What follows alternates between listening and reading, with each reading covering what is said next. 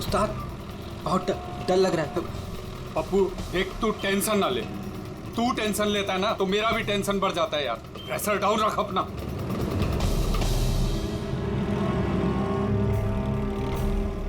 उस्ताद अपन जा कहाँ रहे हैं? पप्पू देख, जुबान को लगाम दे और चुपचाप बैठे रहे।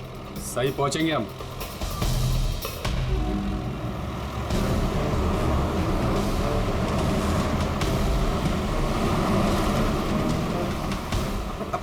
लेफ्ट लेफ्ट बाई तरफ ले। पप्पू तू चुप करेगा यार, मरवाएगा। तेल पानी चेक किया तू, अपना काम किया तूने।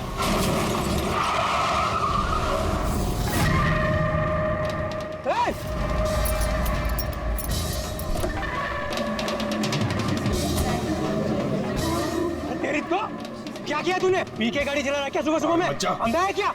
दिखा नहीं? अंदर बैठ के क्या देख रहा है मुझे? बाहर निकल। निकल। ये देख क्या किया तूने? क्या किया? सर सॉरी सर, गलती हो गई। इतना बड़ा गाड़ी देखा नहीं तूने? और ठोक दिया।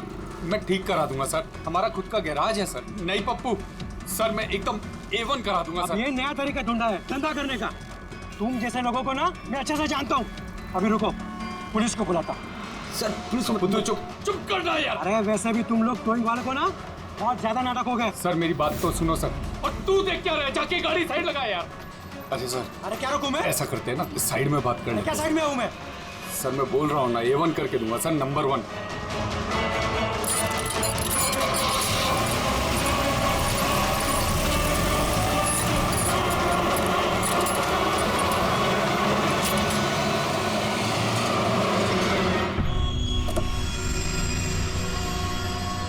बोलो अभी क्या बात कर रही है? सर मैं आपको जुबान देता हूँ सर, आप मेरे गैराज आ जाओ, मेरा लड़का एकदम नंबर 1 करके देगा आपको गाड़ी। आप मेरा एड्रेस लो, मुझे पानी की बिल्कुल चिंता नहीं। एड्रेस दो। लिखो सर, लिखो लिखो, एड्रेस लिखो लिखो लिखो। हाँ जी जी जी। भगा गाड़ी, भगा। अरे गाड़ी भी छोड़ के गए। किसकी गाड़ी है रे? बीच रोड पे लगा के गया है। किसकी गाड़ी है ये? कहाँ है इसका ड्राइवर? टोइंग वाला इसे छोड़ के भाग गया। मेरी गाड़ी को उसने ठोका। वो तो अच्छा हुआ मैंने उसको फोटो ले लिया है। क्या यार, अभी गाड़ी कैसे निकालूंगा मैं इधर से? ऑफिस जाने के लिए भी लेट हो रहा है मुझे। अरे इस गाड़ी में तो लाश है। लाश?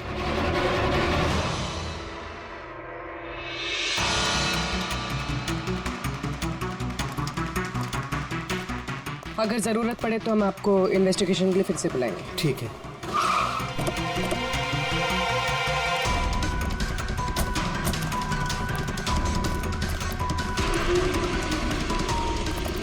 क्या पता चला? सर क्राउड की स्टेटमेंट्स ले लिए। ट्रक पे जिप-जैक टोइंग और रिकवरी लिखा हुआ था। ये ट्रक के नंबर प्लेट का फोटो। सर ये गाड़ी स्टार्ट नहीं हो रही है, इंजन खराब तो है इसका। सर क्राउड से किसी ने उस टोइंग ड्राइवर को बोलते हुए सुना था कि उसका अपना खुद का गैरेज है, वो गाड़ी गैराज ले जा रहा है। बॉडी चेक किया? हाँ सर। सर सिर पे एक ये गहरी चोट है, लगता है किसी ने वजनदार चीज जोर से दे मारी है। एक ही झटके में खत्म, और कहीं फिलहाल तो कोई चोट नजर नहीं आ रही। बॉडी अभी तक सड़ी नहीं है, 24 घंटे से ज्यादा नहीं हुए इसकी मौत हुए। कोई आईडी वगैरह? नहीं सर, कोई आईडी नहीं है। तो ये कोई फॉरेनर ही? सर आप कहें तो फॉरेन एम्बेसीज में इसकी फोटो भेज देते, शायद कोई आइडेंटिफिकेशन मिल जाए। इसमें बहुत टाइम लगेगा पूर्वी। एक काम करते हैं, बॉडी को फॉरेंसिक लैब भिजवाते हैं और वो टोइंग वैन वाला और इस गाड़ी का जो ओनर है उसका पता लगाते हैं। जो गाड़ी वो टोइंग वाले छोड़ के भागे थे, उस गाड़ी के मालिक का पता चल गया। कोई हिरन नाम का आदमी है।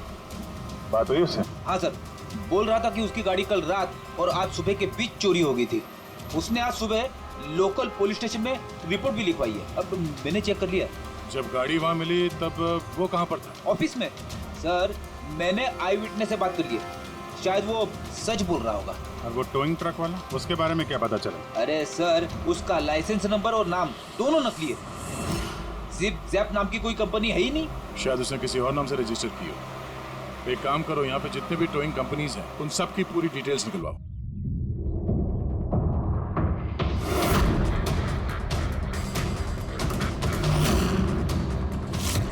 लोग सीआईडी से हैं।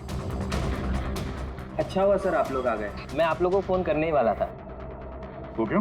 सर वो पिछले कुछ दिनों से सर हमारे यहाँ के सारे टोइंग वाले काफी परेशान हैं। काम आता है पर कस्टमर हाथ से निकल जाता है। क्या मतलब? मतलब सर जब कोई कस्टमर हमको गाड़ी पिकअप करने के लिए कॉल करता है हम वहाँ पर चले जाते हैं, पर सर वहाँ पर जाकर पता चलता है कि गाड़ी तो पहले से ही कोई दूसरे टोइंग वाले आकर लेकर चले गए। अरे ऐसे कैसे हो सकता है? सर वो तो पता नहीं सर, पर ये लोग गाड़ी तो ले जाते हैं पर डिलीवरी नहीं करते, गाड़ी लेकर भाग जाते हैं सर।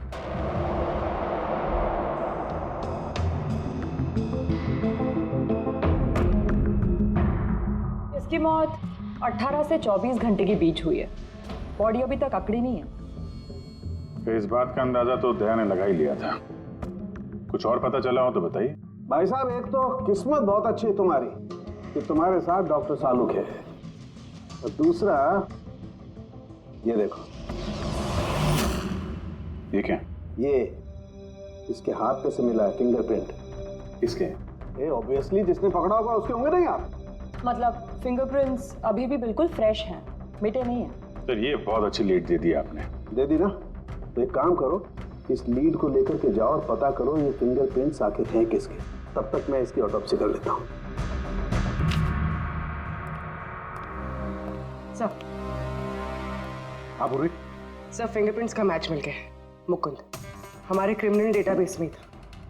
अरे तो वही कारतीफ है मुकुंद, गाड़ियां चुराने वाला। काफी बार जेल भी जा चुका है इसके लिए। यही है सर। सर वहां पे जो क्राउड था उनमें से कुछ लोगों ने टोइंग वालों को करीब से देखा था सर, और उनकी मदद से ये 2 स्केचेस बनवाया मैंने। तो मुकुंद है?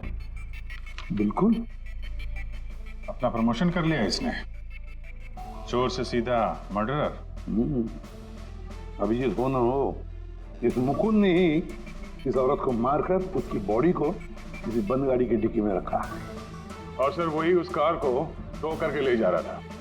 सर पूछताछ किया तो पता चला कि जिपजैप टोइंग जैसे नकली टोइंग कंपनीज पिछले कुछ दिनों में टोइंग के नाम पे गाड़ियों की चोरी कर रही है सर। और हो ना हो ये मुकुंद इस सब में शामिल है। लेकिन सर हमारे पास कोई सबूत नहीं है इसके खिलाफ। एग्जैक्टली सर, अब हम इसे पकड़ेंगे कैसे? रंगे हाथों। जूम टोइंग सर्विस जी, मेरी गाड़ी पीवी रोड के टर्न पे बंद पड़ गई। अब अपना टोइंग ट्रक भेज देंगे? ओके ओके, जल्दी आइए प्लीज। हाँ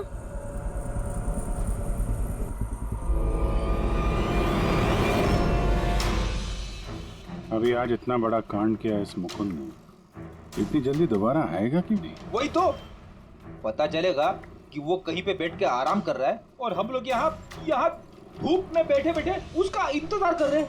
रिलैक्स फ्रेडी, वो आएगा जरूर। लालच इंसान को आराम करने नहीं देती। अब देखना यह है कि पूर्वी की गाड़ी को टो करने के लिए आता कौन है, जूम टोइंग सर्विस या Mukund.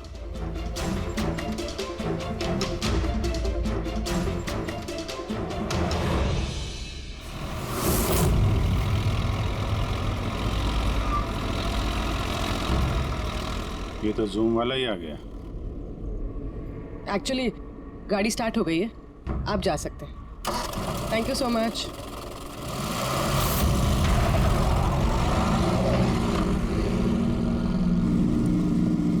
Hello, GM towing service.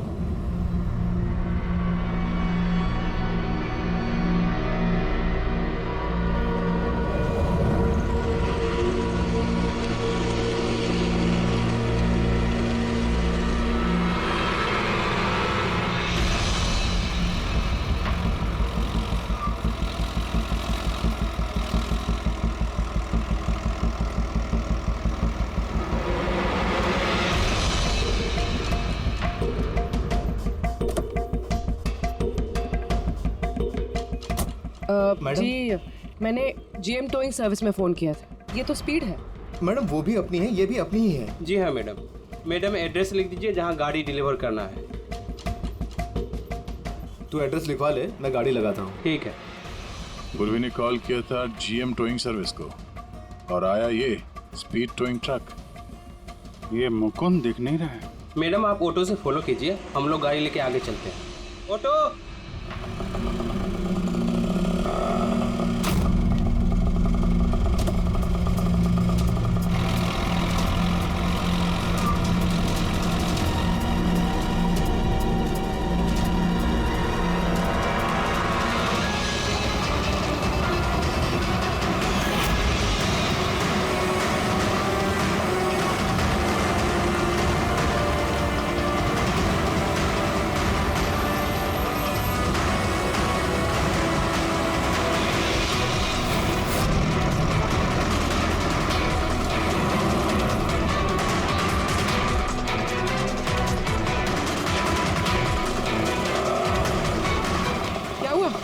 पता नहीं मैडम ये गाड़ी क्यों बंद हो गई।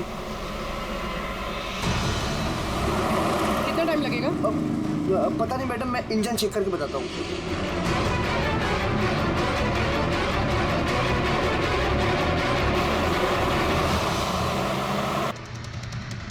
अब मैडम वो गाड़ी के इंजन में कुछ प्रॉब्लम हो गया, तो थोड़ा टाइम लगेगा, तो आपको दूसरा ऑटो करवा दूँ? दूसरा ऑटो क्यों?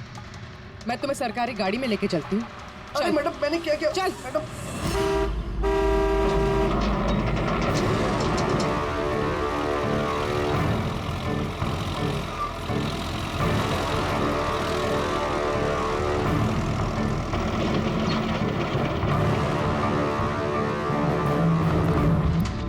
ले आया उस्ताद। अरे वाह मास्टर, गाड़ी तो बहुत बढ़िया है। गाड़ी लाने में कोई दिक्कत तो नहीं हुई? अरे अपन के होते हुए दिक्कत क्या हो सकती है उस्ताद। हाँ, बड़ा हाई फाई लड़की थी, जबरदस्त। अच्छा, अपना वक्त पे आ गया ऑटो वाला भी, वो लेकर निकल गया, अपन भी क्लियर आ गए, है ना? और नहीं तो क्या भाई। आप कौन? मैडम ने यहाँ का एड्रेस दिया था। एड्रेस? आप लोग कौन है? सीआईडी। चलो अब तुम सबको तुम्हारी असली जगह पे ले जाते हैं। चल।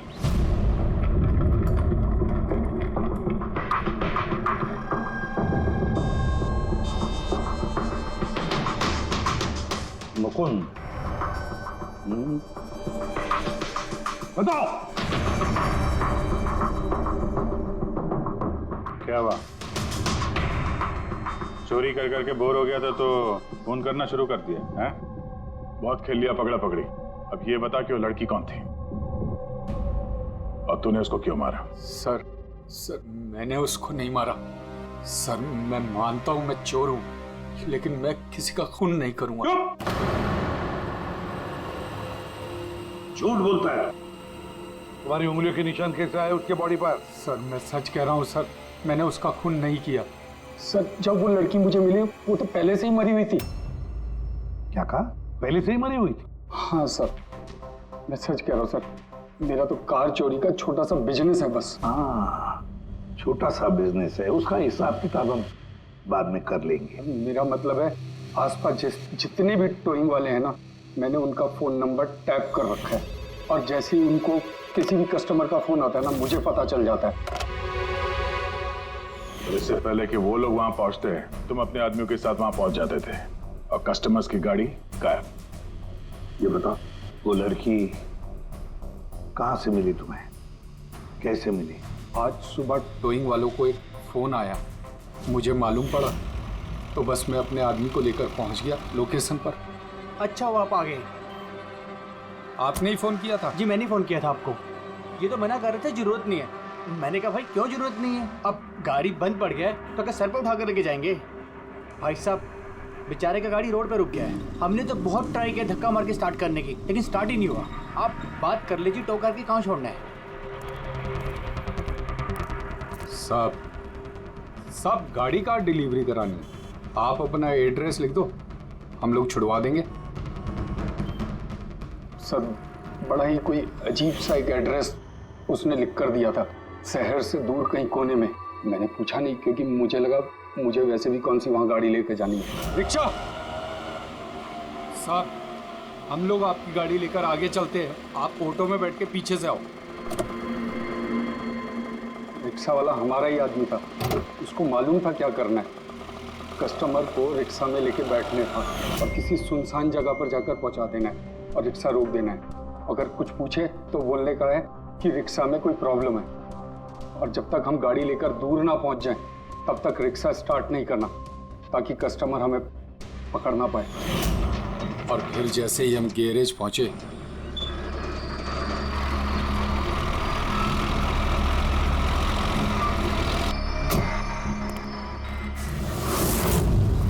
क्या बात है उस्ताद, क्या जबरदस्त माल लेकर आए हो। गाड़ी तो मास्टर मक्खन है, गाड़ी के अंजर पंजर करो अलग, किसी को पता नहीं चलना चाहिए भाई।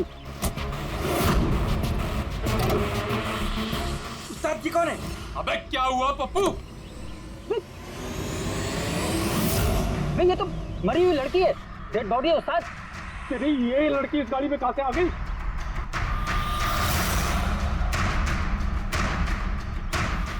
वाह रे वाह, उस आदमी का हुलिया जानते हो, गाड़ी वाले का? सर उसका स्केच बनाओ हमारे लिए। सर ये है वो आदमी जिसका स्केच मुकुंद ने बनवाया था, लेकिन ये ठीक नहीं लग रहा सर। ऐसा लगता है कि ये अपने हुलिया के पीछे कुछ और ही है। इसकी दाढ़ी नकली लग रही है सर। मुकुंद, टोइंग कंपनी से मिला मुकुंद और ये उसका पार्टनर पप्पू, और मुकुंद से मिला ये दाढ़ी वाला जो गाड़ी चला रहा था। और ये बेचारी लड़की कौन है? ये कौन है? मैं बताता हूं बॉस, ये लड़की कौन है। कौन?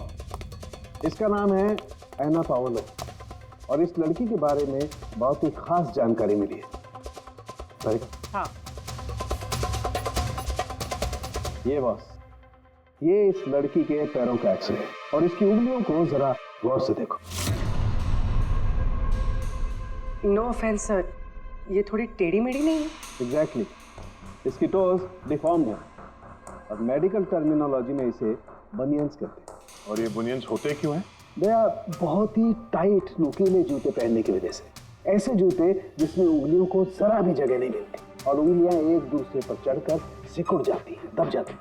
पैरों का अंगूठा बाकी उंगलियों को दबा देता है, जिसकी वजह से अंगूठे का जॉइंट यानी मेटाटार्सोफेरेनियल जॉइंट इस तरह से टेढ़ा हो जाता है। ऐसी क्या मजबूरी है सर कि ये शूज पहनना कंपलसरी है? प्रोफेशनल मजबूरी, अपने काम की मजबूरी की वजह से। जैसे एक बैले डांसर, बैले डांसर्स को ऐसे ही जूते पहनने पड़ते हैं, उन्हें अपनी टोज पर ही डांस करना होता है। बैले डांसर, अंगूठे पे हद से ज्यादा प्रेशर पड़ने की वजह से ऐसा होता है। एग्जैक्टली भैया, और एक बैले डांसर को कम से कम 5-6 घंटे तो ऐसे जूते पहनने ही पड़ते हैं, इसीलिए बैले डांसर्स में ये बनियन काफी कॉमन होता है। शायद ये एना भी बैले डांसर थी। ऑटोप्सी में और क्या मिला? चीक इम्प्लांट्स। अब ये नया क्या है? कॉस्मेटिक सर्जरी का एक हिस्सा होता है, ज़्यादातर सेलिब्रिटीज इसे इस्तेमाल करते हैं। अगर किसी को अपने किसी बॉडी पार्ट को एनहांस करना होता है, थोड़ा बड़ा या प्रोमिनेंट दिखाना होता है अच्छा दिखने के लिए, तो वो उस हिस्से में ऐसा इम्प्लांट डालते हैं, कुछ भी, जैसे चीक्स, चिन, हिप्स, कोई भी पार्ट। मतलब उसने अपने गालों में इम्प्लांट किया था? हाँ फ्रेडी, और इसी इम्प्लांट की वजह से मुझे इस लड़की की जानकारी मिली। बॉस, हर इम्प्लांट में एक खास सीरियल नंबर होता है, और जब मैंने इस लड़की के इम्प्लांट का सीरियल नंबर पता किया और जानकारी की, तो इसका नंबर जाकर के मिला रशिया में, मॉस्को में। वहां पर एक प्लास्टिक सर्जन कुद्रेसोव से इसने अपना इम्प्लांट करवाया था। उन्होंने मुझे कुछ और भी जानकारी दी। ये देखिए सर, ये इमेज है चीक इम्प्लांट के पहले का, और ये वाला इम्प्लांट के बाद का। अब बॉस, एक खास बात, हर पेशेंट को अपने इम्प्लांट के लिए कम से कम साल में एक बार अपने प्लास्टिक सर्जन से जरूर मिलना पड़ता है। और हैरानी की बात यह है कि ये लड़की है ना, अपने सर्जन से पिछले 5 साल में एक बार भी नहीं मिली। अच्छा अभिजीत, अगर ये है ना पिछले 5 सालों से अपने डॉक्टर से मिली ही नहीं रशिया में, तो इसका एक ही मतलब हो सकता है कि ऐना इंडिया में ही थी।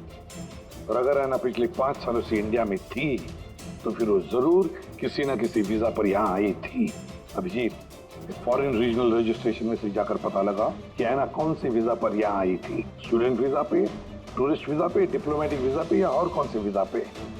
और ये भी पता लगा कि क्या उसने रेसिडेंसी के लिए रिक्वेस्ट भी किया था क्या, है ना?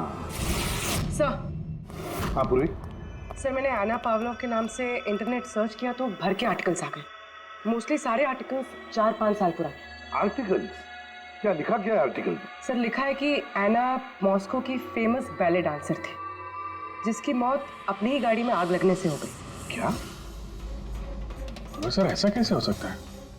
वो तो यहाँ घूम रही थी। नहीं अभिजीत, बहुत बड़ी गड़बड़ है ये, गड़बड़ है। सर पुलिस को एना की जली हुई गाड़ी से उसके बोन्स मिले और पुलिस ने उसके बॉयफ्रेंड को भी अरेस्ट किया था मर्डर चार्जेस पे। एना को उसके बॉयफ्रेंड ने मारा था?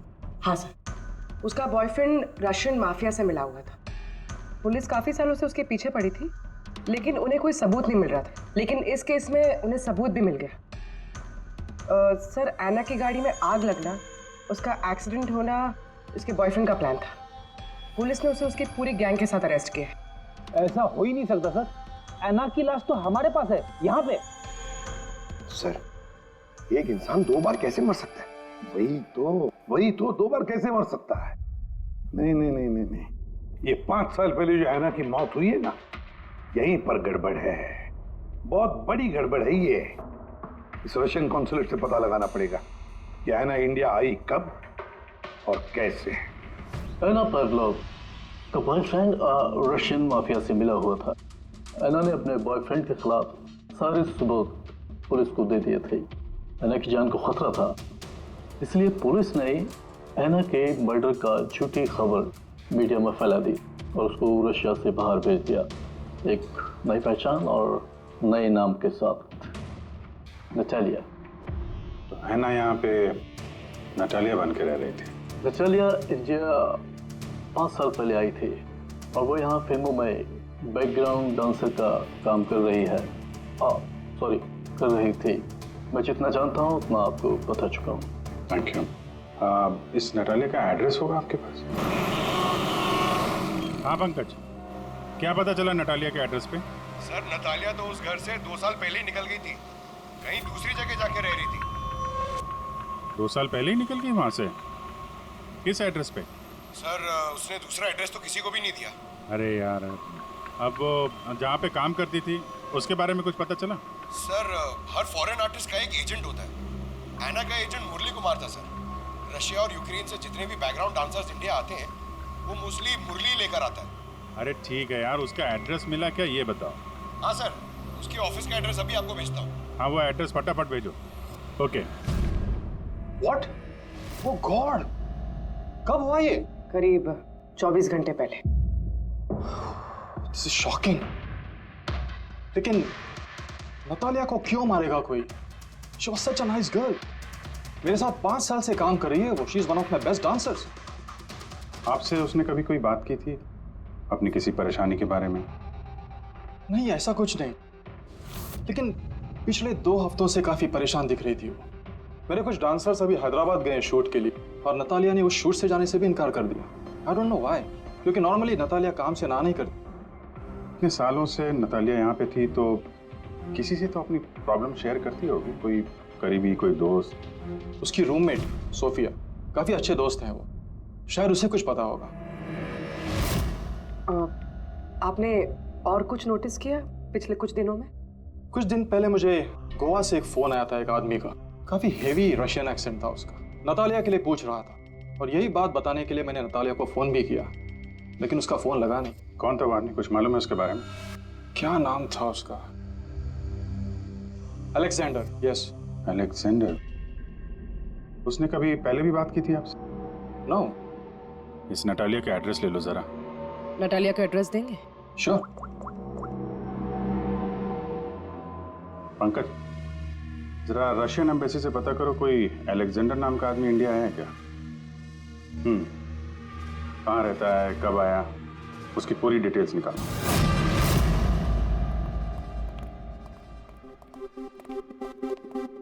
सही है। इतने सारे न्यूज़पेपर, तो काफी दिनों से कोई घर पे था नहीं। सर 5 पेपर्स है। 5 दिन?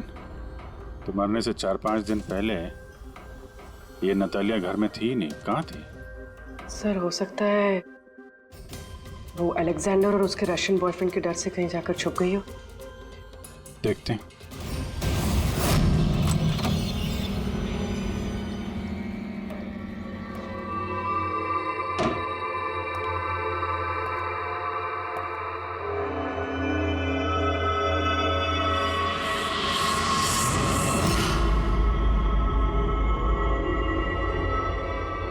सारी चीज अपनी जगह पे है, कहीं कुछ हाथापाई के निशान दिख नहीं रहे। ऐसा लगता नहीं है कि नतालिया का खून यहाँ पे हुआ है।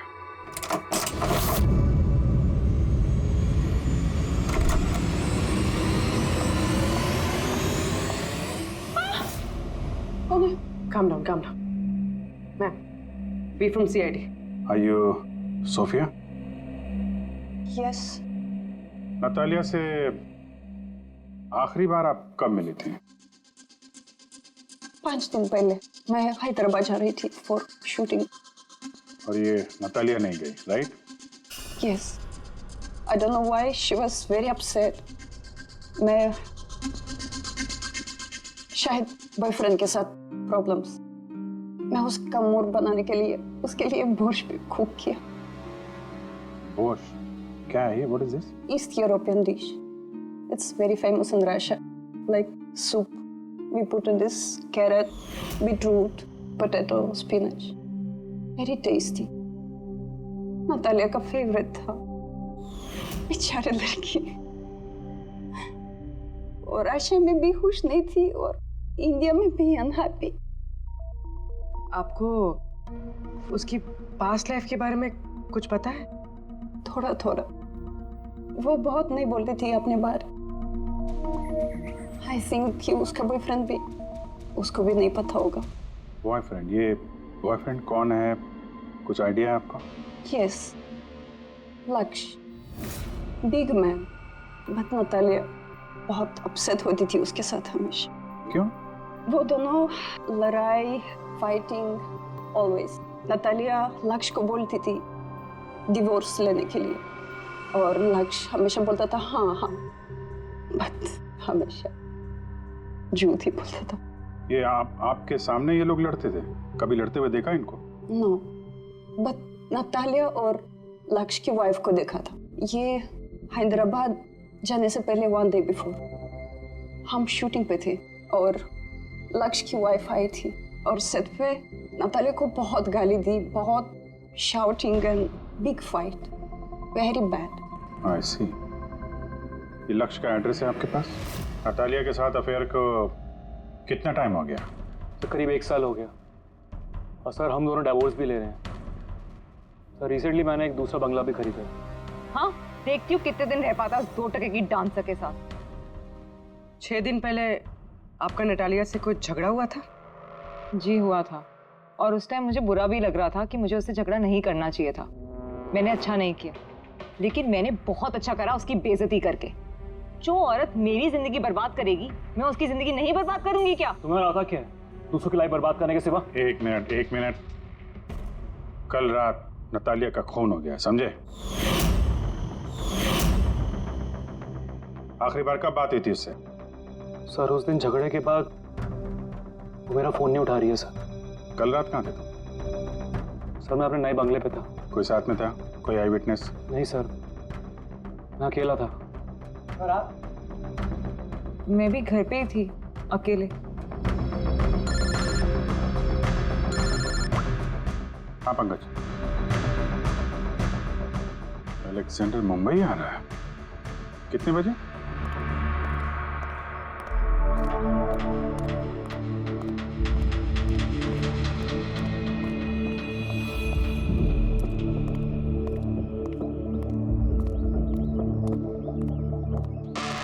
Alexander?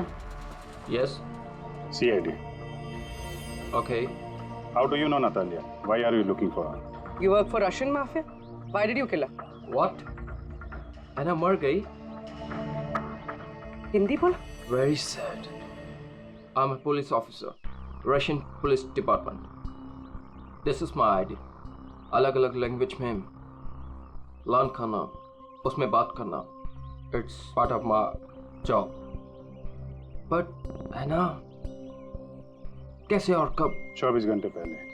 एना का कोई रशियन बॉयफ्रेंड था, कुछ जानते हैं उसके बारे में आप? यस, एना का केस मैं ही हैंडल कर रहा था। एना को नटालिया नाम मैंने ही दिया था। उसकी सेफ्टी के लिए कंटिन्यूस उसके साथ था। आई सी। आपको हमारे साथ ब्यूरो चलना पड़ेगा। एना पाउलो, 6 दिन पहले लक्ष्य की बीवी के साथ उसका झगड़ा हुआ। 5 दिन पहले उसने सोफिया के साथ कुछ खाना खाया और शाम को अलेक्जेंडर से मिली, और फिर 1 दिन पहले उसकी मौत हो गई। अब पता लगाना ये है कि बीच की जो 5 दिन है, वो 5 दिनों में वो कहाँ थी। ना उसे किसी ने देखा, ना वो किससे मिली। सर, शायद खूनी ने उसे किडनैप कर लिया होगा। एना के फोन रिकॉर्ड चेक किए? हाँ सर। सर 5 दिन पहले ना एना ने किसी को कॉल किया, ना उसे किसी का कॉल आया। आखिरी लोकेशन भी ट्रेस नहीं हुई। सर 5 दिन पहले की लोकेशन उसके घर के पास के टावर की है। ये कैसे हो सकता है? किसी से तो मिली होगी, किसी से तो बात की होगी, खाना वाना तो खाया होगा। उसके ऑटोप्सी रिपोर्ट में से पता चलेगा आखिरी बार कब खाना खाया था उसने। सर एना के इंटेस्टाइन्स में बीटरूट, स्पिनच, कैरेट्स और मीट के अनडाइजेस्टेड पीसेस हैं। वो तो 5 दिन पहले खाया था सोफिया के साथ। मतलब 5 दिन से एना ने खाना ही नहीं खाया? हाँ फ्रेडी, पिछले 5 दिन से एना ने खाना ही नहीं खाया, क्योंकि 5 दिन पहले एना की मौत हो गई थी। आखिरी बार किस किस से बात की उसने फोन पर? सोफिया, मुरली और अलेक्जेंडर से। और आखिरी बार?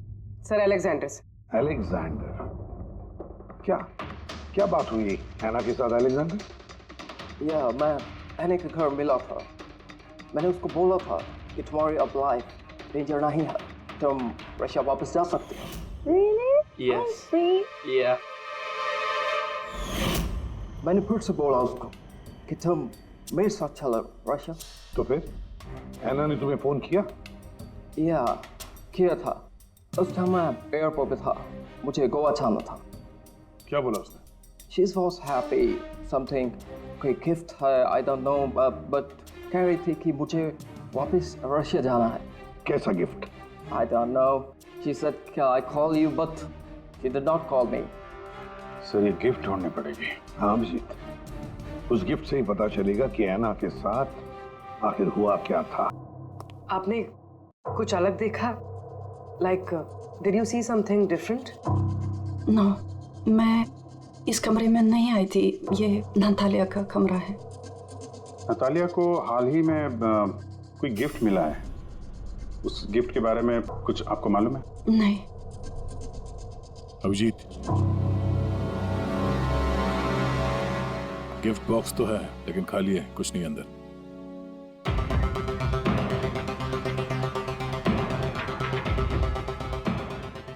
इस गिफ्ट बॉक्स में क्या आया था? Sir, I have no idea. इस कमरे में कुछ ऐसा है जिसे देख के नतालिया को रशिया याद आया था। रशिया? हाँ, एक्चुअली उसके कुछ फेवरेट मात्रोश्का के सुवेनियर्स है रशिया से। ये नया लग रहा है, मैंने नहीं देखा पहले।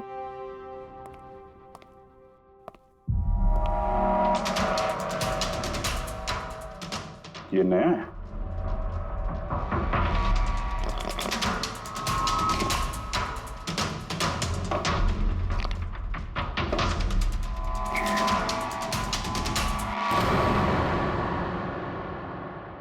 चाबी।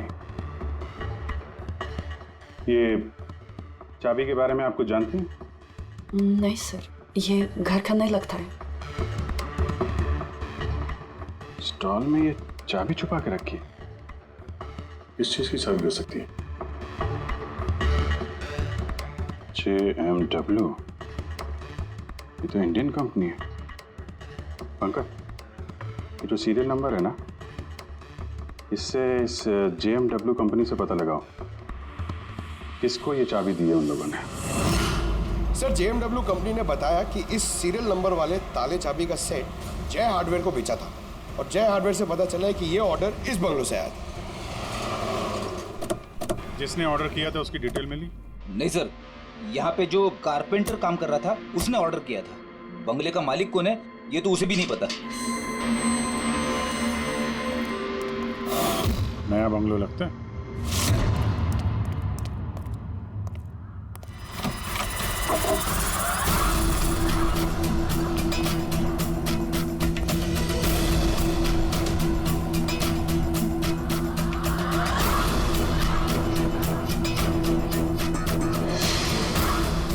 काफी प्यार से घर बनाया है।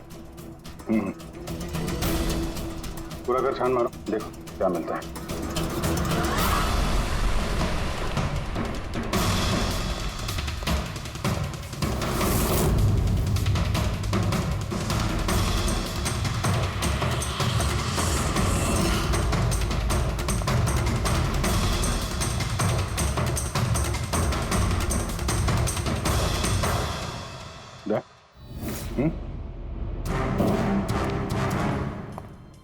यार यहाँ पे कुछ स्टिकी है।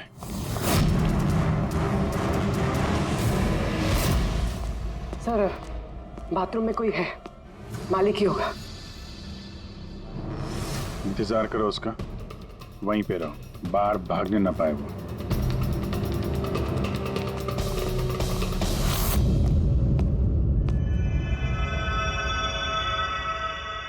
लुमिनॉल टेस्ट करते हैं।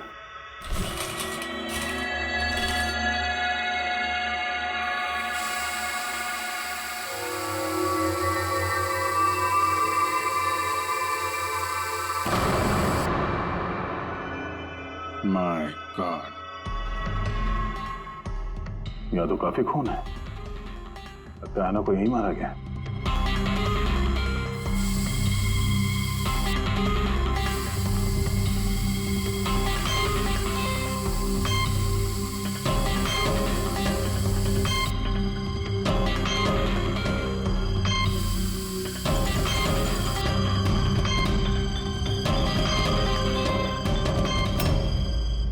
सर ये ट्रेन तो फ्रिज की तरफ जा रहा है।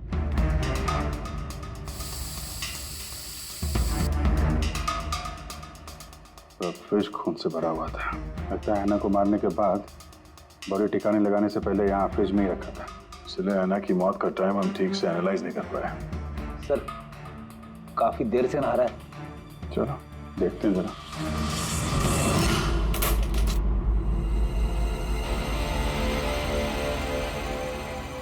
ठीक से नहा लिए? कहीं खून तो नहीं रह गया? नतालिया शादी करके घर बसाना चाहती थी, खुद का घर लेना चाहती थी। मैंने सोचा अगर लक्ष्य से पहले अगर मैं उसे ये सारे आयशो आराम दे दूं, शायद होने दे हो जाए। इसीलिए ये घर खरीदा मैंने उसके लिए।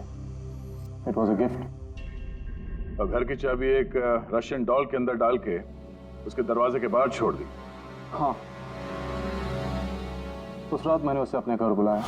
मत जाओ, डोंट गो प्लीज। क्यों? तालिया ये घर तुम्हारा है, तुम्हारे लिए खरीदा है मैंने। A gift from me to you. Nara, yeah, but why? Natalia, I love you.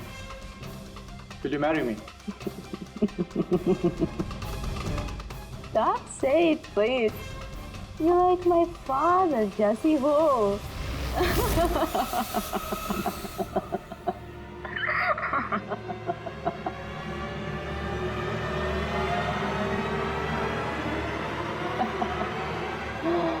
Oh God.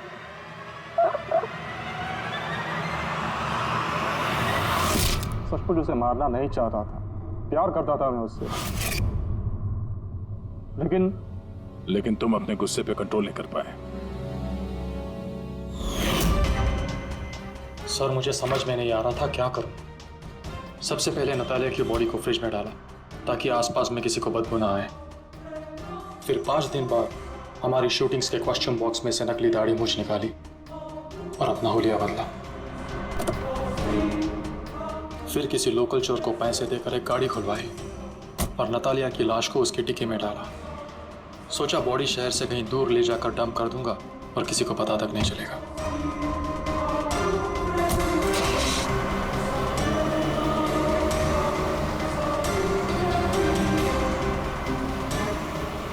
लेकिन गाड़ी बीच रास्ते में ही बंद पड़ गई। इससे पहले कि मैं कुछ सोच पाता वहाँ भीड़ जमा हो गई और मेरा प्लान फेल हो गया। मुरली, प्यार जबरदस्ती से नहीं होता। वजह चाहे कुछ भी हो, पर गुनाह तो तुमने किया है और उसकी सजा भी भुगतनी पड़ेगी।